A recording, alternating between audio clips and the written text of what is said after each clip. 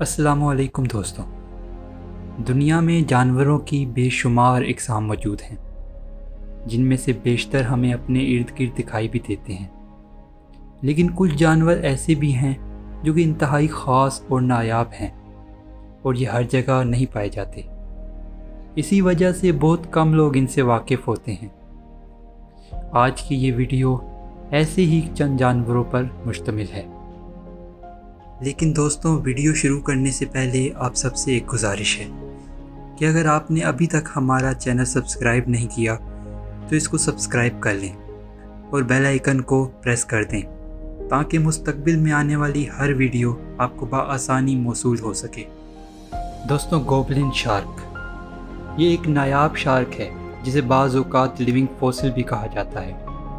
یہ شارک دنیا بھر کے سمندروں میں پائی جاتی ہے اور 100 میٹر یعنی کہ 330 فٹ سے بھی زیادہ گہرائی میں رہتی ہے۔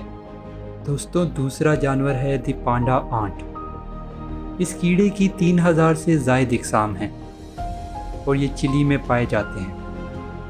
اس کیڑے کو انتہائی دردناک کاٹنے کے حوالے سے بھی جانا جاتا ہے۔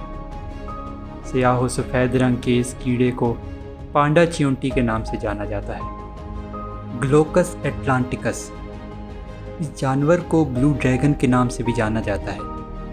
یہ نیلے سمندر میں پائے جانے والے گھونگھے کی ایک قسم ہے۔ آپ اسے سمندر کے گرم پانی والے حصے میں تلاش کر سکتے ہیں۔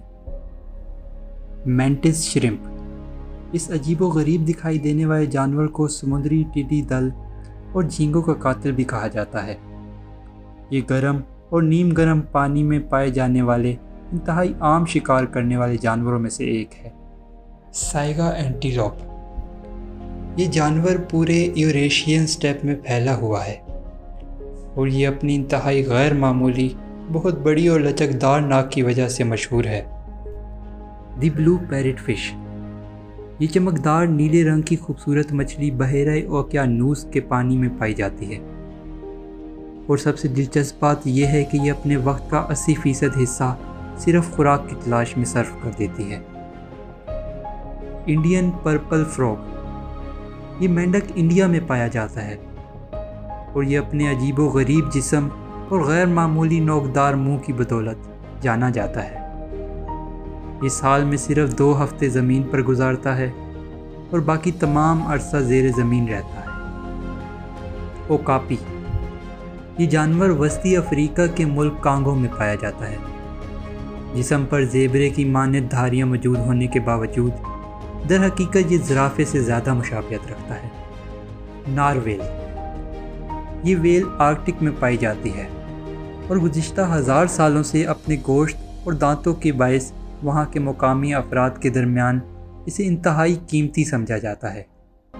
تاہم یہ ویل آب و ہوا کی تبدیلی کے معاملے میں انتہائی حساس واقع ہوتی ہے۔ شو بل، اس پرندے کی چونچ ساز کی چونچ سے مشابہت رکھتی ہے اور یہ اسی حوالے سے مشہور بھی ہے۔ اس پرندے کو قدیم مصری اور قدیم عرب پرندے کے طور پر بھی جانا جاتا ہے۔ تو دوستوں، یہ تھی آج کی ویڈیو۔ اگر ویڈیو پسند آئے تو چینل کو سبسکرائب کر دیں۔ آپ سے ملاقات ہوگی انشاءاللہ اگلی ویڈیو میں۔ تب تک اپنا خیال رکھیں۔ اللہ حافظ۔